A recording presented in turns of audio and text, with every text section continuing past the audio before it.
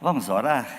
Pai querido, abre nossos corações, nós vamos abrir, ler Tua Palavra, Lucas 2, e abençoa-nos nesta noite, nesse tempo que temos.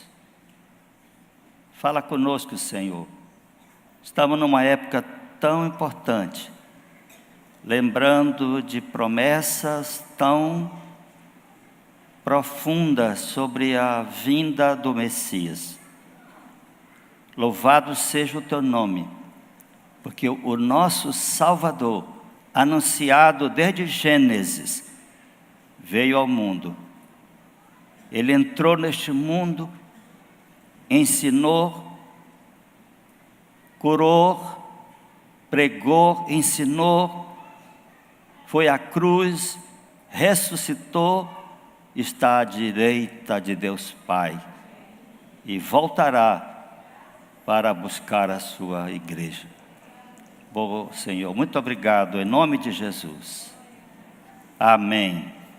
Amém. Lucas 2, a partir do verso 8.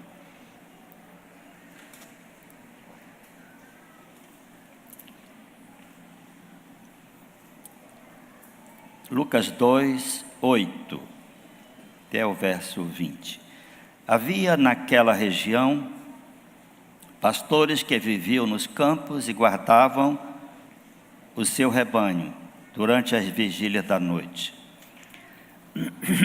Um anjo do Senhor desceu aonde eles estavam, e a glória do Senhor brilhou ao redor deles, e ficaram tomados de grande temor. O anjo, porém, lhe disse: não temais, eis aqui vos trago boa nova de grande alegria, que o será para todo o povo. Que hoje vos nasceu na cidade de Davi o Salvador, que é Cristo o Senhor. Isto vos servirá de sinal: encontrareis uma criança envolta em faixas e deitada em manjedoura. E subitamente apareceu com o anjo uma multidão da milícia celestial, louvando a Deus e dizendo: glória a Deus nas maiores alturas, e paz na terra entre os homens a quem Ele quer bem. E ausentando-se deles os anjos para o céu, diziam os pastores uns aos outros: vamos até Belém e vejamos os acontecimentos que o Senhor nos deu a conhecer. Foram apressadamente e acharam Maria e José e a criança deitada na manjedoura. Vendo, divulgaram o que lhes tinha sido dito a respeito deste menino. Todos os que os ouviram se admiravam das coisas referidas pelos pastores. Maria, porém, guardava todas estas palavras, meditando-as no coração. Voltaram então os pastores, glorificando e louvando a Deus por tudo que tinham ouvido e visto, como lhes fora anunciado. Amados irmãos, esse é um tempo de celebração, um tempo de grande alegria, como o anjo disse: eis que vos trago boa nova de grande alegria. Evangelho é boa nova. Ele estava falando do nascimento de Jesus, que representa o Evangelho. E é um tempo muito especial. Mas antes do versículo 8, do versículo 1 a 7, tem algo que nós não podemos desprezar. Maria e José se moveram da Galileia para Belém. Maria no 9º mês de gravidez, ou no final do 8º mês. Agora imagine uma viagem de linha reta. Você pode medir no mapa, vai dar de 90 a 100 quilômetros, linha reta. Só que de Nazaré para a Judeia, para Belém, tem que subir para a escala de 800 metros acima do nível do mar. Eu tive o privilégio de fazer essa viagem de ônibus. Gente, é muita muita estrada nos montes, a Judéia, os montes da Judéia. Então imagina um casal com a mulher para ter neném, se mover, e eu posso dizer 130 quilômetros no mínimo, porque linha reta é uma coisa, mas tendo que ir pelos caminhos, e na estrada tinha caminhos. Isso porque mostra no verso 1 a 7 a soberania de Deus. Miqueias 5:2 diz que o Messias nasceria em Belém. E Deus estava cumprindo a sua promessa, porque no capítulo 2, versículo 1, diz que naqueles dias foi publicado um decreto de César Augusto, convocando toda a população do império para recensear-se.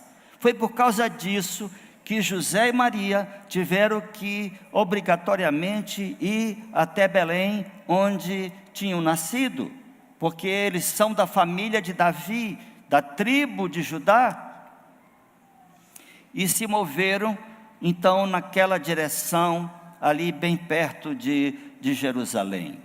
Agora, eu fiquei pensando, irmãos, lá em Mateus, o anjo falou para Maria, Maria ficou grávida, a gente olha o Natal com o nascimento de Jesus, com muito romantismo, é muito bonito, as pessoas fazem presépios, na Bíblia não diz que havia qualquer animal, só diz que havia ali um lugar e uma manjedoura, que colocaram aqui, certamente uma estrebaria. Mas eu fiquei pensando, o que significou a vinda de Jesus para Maria? Primeiro, um grande constrangimento. Você imagina uma moça noiva, aparece grávida naquele tempo. Um grande constrangimento. Ela podia ter Maria de 14 a 15 anos, no máximo 16. E agora, como é que a Maria ia dizer para as suas amigas e para a sua família que estava grávida e que essa gravidez era obra do Espírito Santo? Imagine a desconfiança que Maria teve que aguentar. José tentou fugir. Mateus capítulo 1, porque ele não acreditou em Maria. Ora, o noivo não acreditou, que conhecia, que estava prometido. Imagine as outras pessoas. Olha a situação de José. José queria sair fora, fugir, para não ter que agir naquela situação, porque logo depois de alguns meses, Maria estaria com uma barriguinha razoável.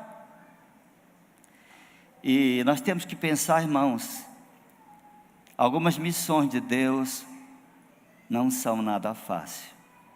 A missão que Ele deu a Maria era profundamente constrangedora para ela e para José.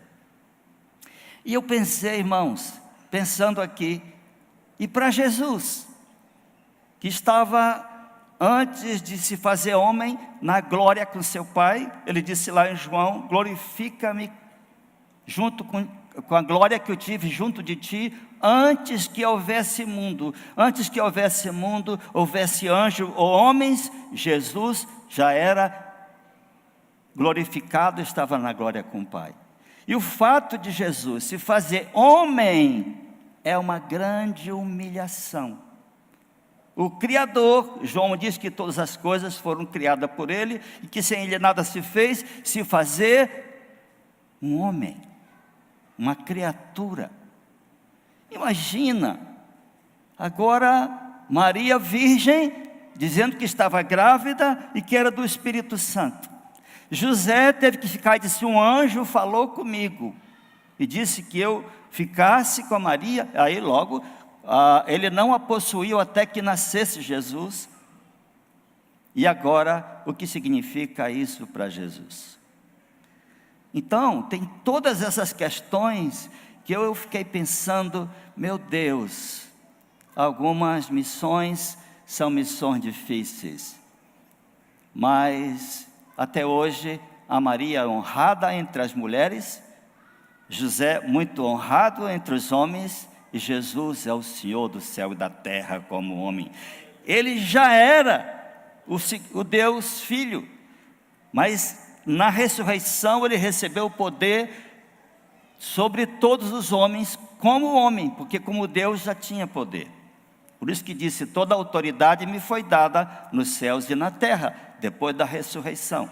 Como o homem se tornou o Senhor de todo homem, porque ele se fez homem para resgatar os homens. Mas o texto nos diz, irmãos, aqui de 8 a 10, que Deus enviou o anúncio do seu Filho através de um anjo para os pastores que estavam no campo. Os pastores do campo eram pessoas um tanto desprezíveis de Israel. Disse o pastor Alcedi aqui de manhã, que abaixo dos pastores que cuidavam das ovelhas no campo, só tinham os leprosos. Normalmente eles eram muito mal cheirosos, porque eles passavam muitos dias no campo e não tinham como tomar banho e trocar de roupa, botar um perfume. E eles não eram muito bem quistos. E era um trabalho duro. Até Jacó, falando com Labão, disse que como ele cuidou das ovelhas de Labão, Jacó disse, de dia o sol, o calor me consumia, e à noite a geada. Porque o pastor que cuidava das ovelhas, no caso de Jacó, se uma ovelha morresse, um animal atacasse ou se perdesse, ele tinha que pagar. Um trabalho dificílimo. Mas os pastores estavam ali à noite vigiando seus rebanhos, e a Bíblia diz que um anjo desceu e deu a primeira notícia do Evangelho. Disse, não temais, eis aqui vos trago boa nova de grande alegria, que será para todo o povo. E aí, irmãos, ele diz, hoje vos nasceu na cidade de Davi o Salvador, que é Cristo o Senhor.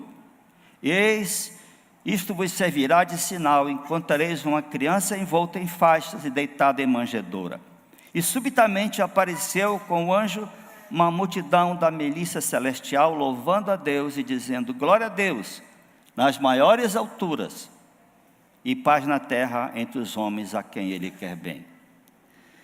Que susto, que espanto, está aquela gente conversando de noite, não tem outra coisa para fazer, talvez uma fogueira, de repente uma luz brilha e um anjo aparece. A Bíblia não diz o nome dele. Eu posso até arriscar que era Gabriel, porque Gabriel é o mensageiro de Deus para Israel.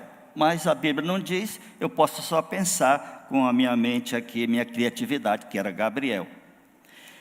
Gabriel, ou melhor, o anjo fala isso, e aqui, irmãos, o que representa para Israel, para o povo de Deus, aquele anúncio?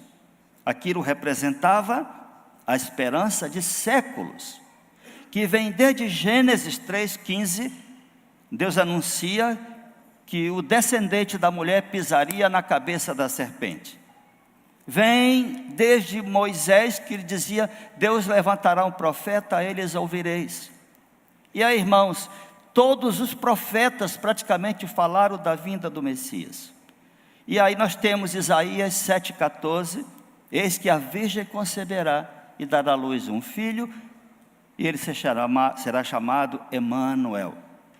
Isaías 9, no verso 6, nos diz, eis que o menino nos nasceu, um filho se nos deu, e o seu nome será chamado Maravilhoso Conselheiro, Deus Forte, Pai da Eternidade e Príncipe da Paz, para que aumente o seu reino e não tenha fim. Então se cumpriu ali, naquela pequenina Belém, as profecias dos profetas a respeito do Messias. E olha só, irmãos, o Senhor traz o anúncio para aqueles homens desprezados.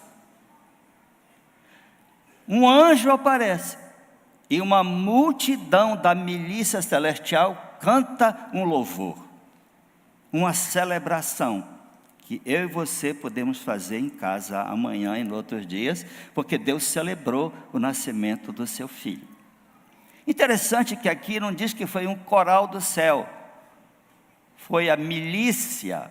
Milícia eram os anjos guerreiros, Daí que vem um termo militar, os anjos guerreiros estavam ali e eles estavam cantando glória a Deus nas maiores alturas. Glória só a Deus, irmão. Nós somos reformados e o quinto só lhe deu glória, né? Só a fé, só a graça, só a Escritura, só Cristo e só a Deus glória. Nenhum homem, só a Deus glória. E ali estavam os anjos cumprindo, irmãos, o mandato do Senhor. E ali, então, eles anunciam que nasceu o Salvador, que é Cristo o Senhor. O Salvador quer dizer Jesus. O anjo disse: José, tua mulher está grávida, tua noiva, que era prometida, ele vai nascer e você vai colocar o nome dele Jesus, porque ele salvará o seu povo dos pecados deles. Jesus quer dizer Salvador. E o outro nome que ele disse foi o Cristo. Cristo quer dizer o ungido, o prometido. E o Senhor, que aí a palavra grega quer dizer Kyrios, quer dizer o Senhor, o poderoso, aquele que manda. Que eles diziam César é Kyrios, e os cristãos diziam não, Jesus é Kyrios, é o Senhor. E depois ele disse do céu e da terra. Então, amado, nessa perspectiva de celebração, Deus resolve celebrar o Natal, o nascimento de Jesus, com gente muito esquisita aos nossos olhos. Os anjos cantam um louvor, alegrando aqueles pastores fedorentos no campo.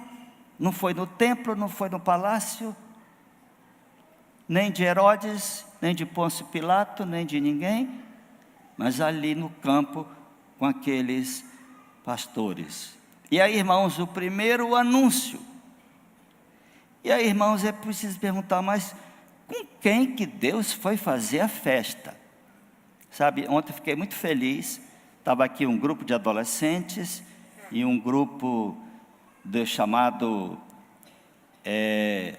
Tesouro do Cacau, que são umas 30, 40 pessoas, que toda semana, o sábado, um grupo vai para o Cacau Pereira ensinar a Bíblia, louvar, ensinar as crianças e adolescentes. Ontem tinha 110 adolescentes, tinha umas 10 mães, mais umas 30 pessoas. Um irmão ter nos abençoado com recurso, nós demos um kit escolar para cada uma das crianças e adolescentes, cadernos, lápis, borracha, aquilo ali, uma porção de coisas, e foi feito ali um trabalho muito bonito. Teve lá um bolo, teve biscoito, e eu fiquei pensando, Jesus está aqui com essa gente. E terminou lá uma mãe, a menina chegou em casa com o kit, e a mãe veio para agradecer e disse: muito obrigado. Eu trabalho na prefeitura aqui do Iranduba, porque lá é um distrito de Iranduba. Nós não recebemos salário em dezembro, não recebemos 13º, e eu não tinha dinheiro para comprar material para minha filha.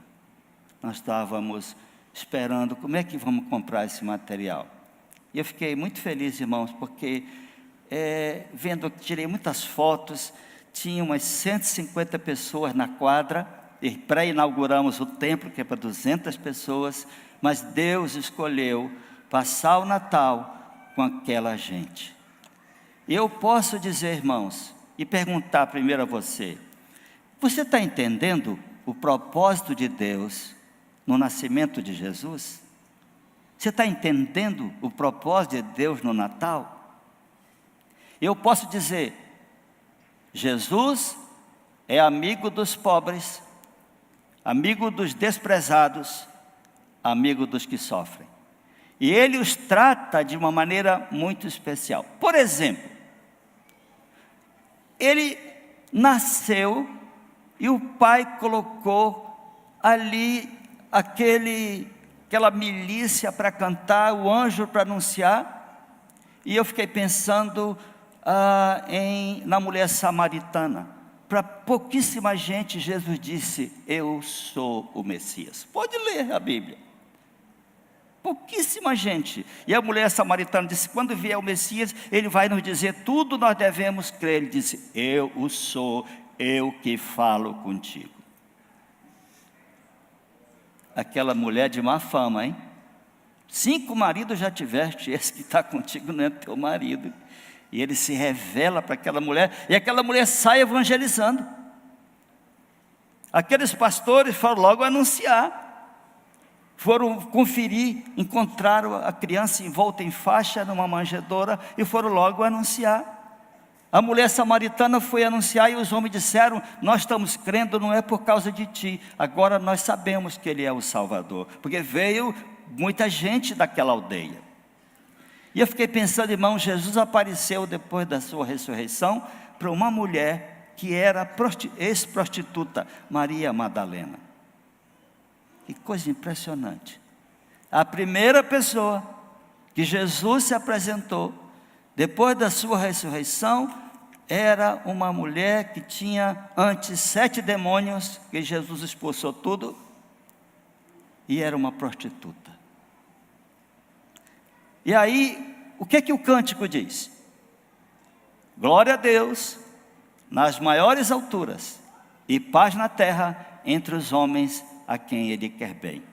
Muita gente falava no passado: glória a Deus nas maiores alturas e paz na terra entre os homens de boa vontade. Negativo, isso aí é de Alziro Zaru, isso aí não é de Lucas não, é o fundador da Legião da Boa Vontade. Eu mesmo vi isso muitas vezes, depois fui ler a Bíblia, que negócio. Irmãos, agora quem são aqueles que a Bíblia está dizendo aqui? Aqueles que o Senhor quer bem. Não tem jeito de não pensar. São os eleitos, são os que ouvem a palavra de Deus e aguardam, creem, são aqueles que obedecem, aqueles que o amam. Na Bíblia tem 4 categorias de seguidores de Jesus. Aliás, tem 5. Tem uns seguidores que seguem por um tempo e depois desistem. Aí tem alguns que são, desde que nascem na fé, filhos de Deus. Esses vão chegar até no final porque nasceram de novo. Pode passar 1 hora, mas quem é nascido de Deus, é nascido de Deus, e Deus colocou sobre ele o Espírito Santo, ele vai chegar no final, em nome de Jesus. Amém? É chamado essa doutrina perseverança dos santos. Depois tem o discípulo.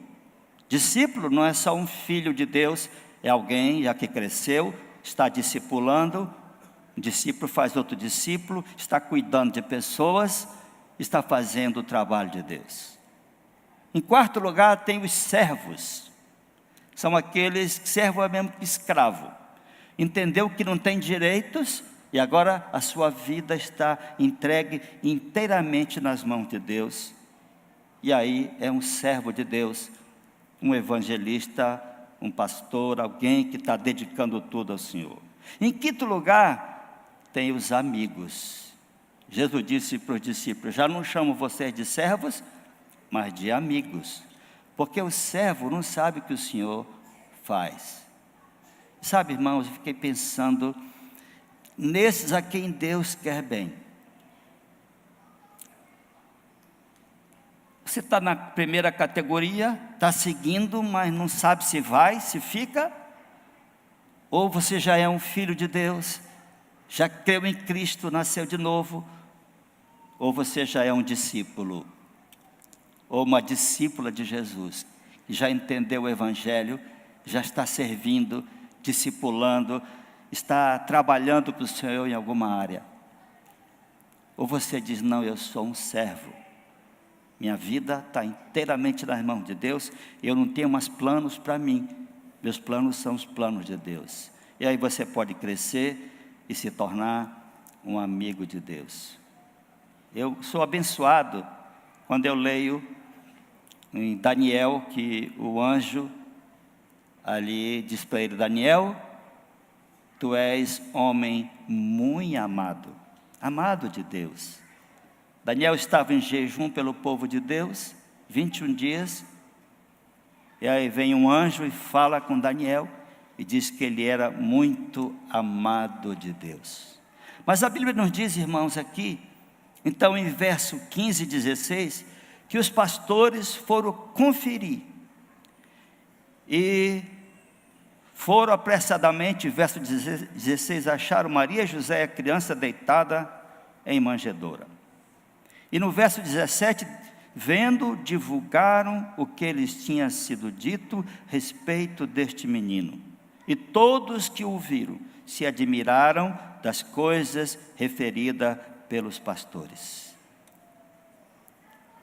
Esse é o propósito. Deus se revela, Deus se revelou a você para fazer de você uma testemunha dele. Amém, queridos? Um filho, um discípulo. Assim foi com a mulher samaritana, assim foi com Maria Madalena, assim foi com aqueles pastores. Eu me converti em 75, no mês de novembro, e foi meu primeiro Natal como crente. Eu estava enlouquecido por Jesus. Eu não conseguia falar outra coisa, eu nem conseguia trabalhar direito. Comecei a evangelizar onde eu ia, e eu sabia que aquilo, e eu cheguei a dizer para o pastor Caio filho, fui à casa dele um dia, que aconteceu uma coisa tão assim especial, e eu falei: Caio, explodiu uma bomba no meu coração, uma bomba, uma coisa que me quebrantou completamente, mudou a minha vida, e eu não podia ficar calado. E assim Jesus, irmãos, continua fazendo. E aqui, queridos, a evangelização daqueles pastores, da mulher samaritana, de tanta gente, é fruto de conhecer o amor de Deus. Esses dias eu fiquei pensando, lembrando do Marcelo. Marcelo era jogador de futebol do esporte, ele se converteu, cresceu, se tornou missionário, e o Marcelo foi para a Rússia. Talvez Iraque, pastor Iraque conhece o Marcelo, mas o Marcelo escreveu na revista da PMT, que é a Agência Presbiteriana de Missões Transculturais, que ao evangelizar na Rússia, um homem, aquele homem disse: por que você não veio logo? Eu precisava ouvir isso muito tempo atrás. Disse: há poucos dias meu filho morreu. Meu filho morreu dizendo: papai, está escuro, papai, está escuro. O Senhor está me dizendo que Jesus é a luz do mundo. E meu filho morreu na escuridão. Por que você não veio logo? Aquela carta eu nunca mais esqueci. Irmãos, tem muitos povos que não ouviram esta palavra. E agora, mês passado, o mês retrasado, conversando com o Cássio, que é o líder do projeto Managé, lá no Alto Rio Negro, são muitas etnias. O Cássio me disse: pastor, eu tenho orado todos os dias por algumas etnias. Ele me falou que uma etnia que está lá espalhado pelo Rio Negro, os Yanomamis. Os Yanomamis são milhares. Eles estão pedindo missionários. E um Yanomami, chefe de uma comunidade com 800 pessoas, disse: pastor, nós queremos missionário. Nós queremos deixar de brigar como nossos parentes. Os índios estão se chamando agora de parente, até de etnia diferente. Ele disse: nós queremos missionário. São 800 pessoas em trevas pedindo: por favor, alguém vem nos falar desse Deus de vocês. E aqui, irmãos, nós precisamos orar. E até os que são mais jovens: o que tu tens para mim, Senhor? Porque são milhares e milhares de indígenas que estão aqui no nosso estado. E alguns estão na Venezuela e Colômbia, mas milhares no nosso estado. Eles não sabem de Jesus. Assim, outros povos mais distantes. E eu queria encerrar, irmãos. Jesus disse para os discípulos: bem-aventurados os vossos olhos, porque viram, e os vossos ouvidos que ouviram, coisas que os reis e que os profetas queriam ouvir e não ouviram. Nós somos um povo bem-aventurado, porque nós entendemos o que significa o nascimento de Jesus. Amém, querido? Ele continua nascendo em nossos corações. E olha bem, Ele pode nascer no seu coração hoje à noite. Jesus nasceu e foi colocado numa manjedoura. Manjedoura é lugar sujo. Por isso tinha faixas, tinha panos para protegê-lo.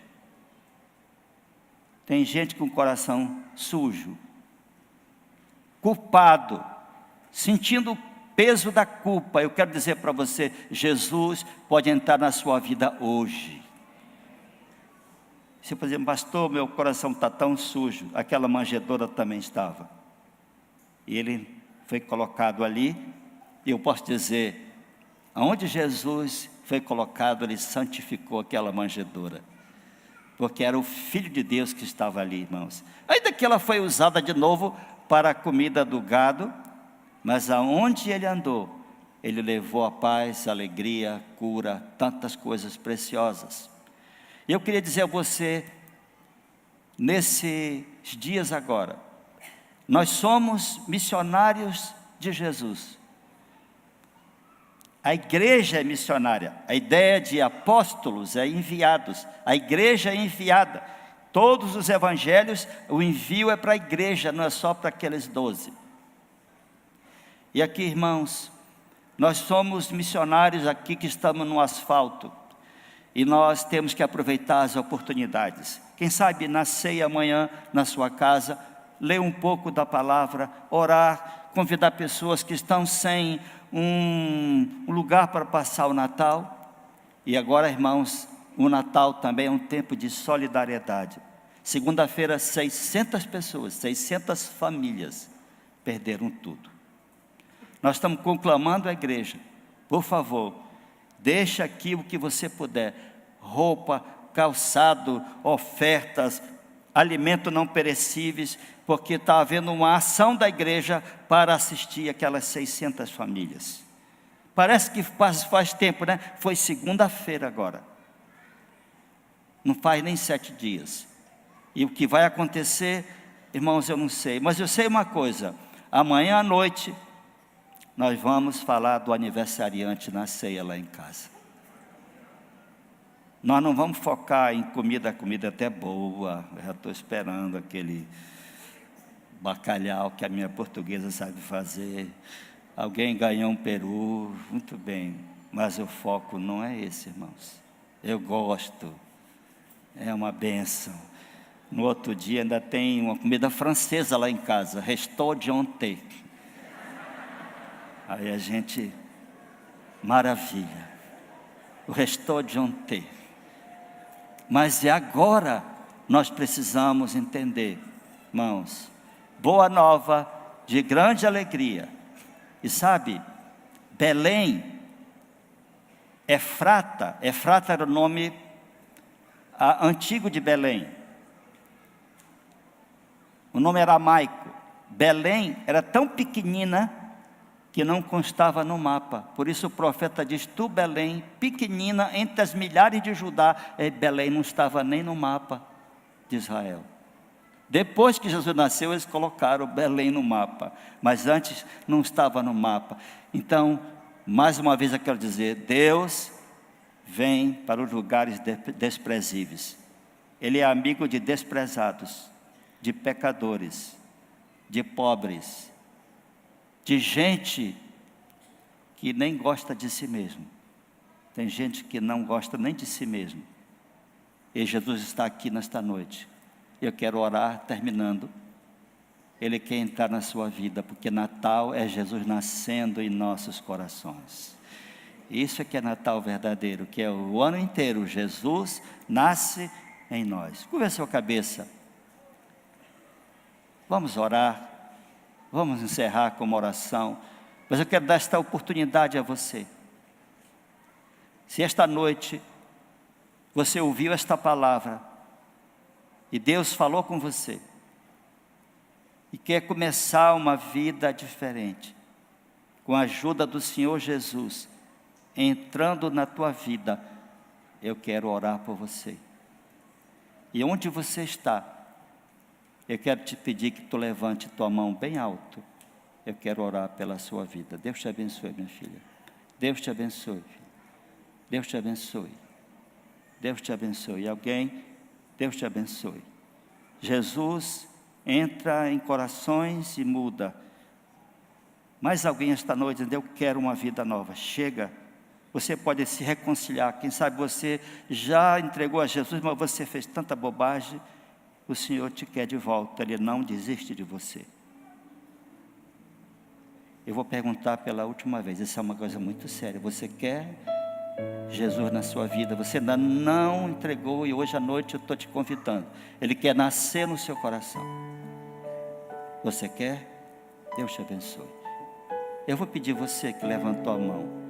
Você fica em pé, porque uma irmã vai te levar uma ficha, se você quiser preencher, para a gente entrar em contato com você e te oferecer curso bíblico. Pode ficar em pé no seu lugar, nem vou chamar você à frente. Onde você está? Pode ficar, eu quero orar pela sua vida. Não tenha vergonha não, porque pode ser um constrangimento, mas constrangimento irmãos, é o tribunal de Deus, é o final. Quero orar pela sua vida. Fique em pé no seu lugar. Alguém vai te levar uma fichinha para você preencher. E aí eu quero orar por você. Várias pessoas levantaram a mão, mas não tenha receio. É para transformar a sua vida. Eu sei que eu estou falando de experiência própria. Onde você estiver, você quer Jesus de verdade, fica em pé no seu lugar. Vamos orar. Senhor, muito obrigado, porque o Senhor muda corações, o Senhor muda famílias, o Senhor muda o ambiente da casa, do trabalho, porque o Senhor transforma corações de pedra em corações de carne. O Senhor tira o espírito rebelde que está em nós e coloca o seu espírito. E o Senhor nos dá uma nova atitude para obedecer a sua palavra. Abençoa, Senhor, a tua igreja. Abençoa teu povo, que amanhã, no dia 24, 25, seja um tempo de muito congraçamento, de muito perdão, de muita solidariedade nas famílias, Senhor, da igreja. Das famílias desta cidade, ó Deus. Em nome de Jesus. Amém. Pai querido, abençoa essas vidas preciosas. Abençoa a igreja, Senhor, e a graça do Senhor Jesus, o amor de Deus, o nosso Pai, e as consolações, as virtudes, o poder do Espírito Santo esteja sobre vós. E sobre a igreja do Senhor que está espalhada em toda a face da terra, agora e para sempre.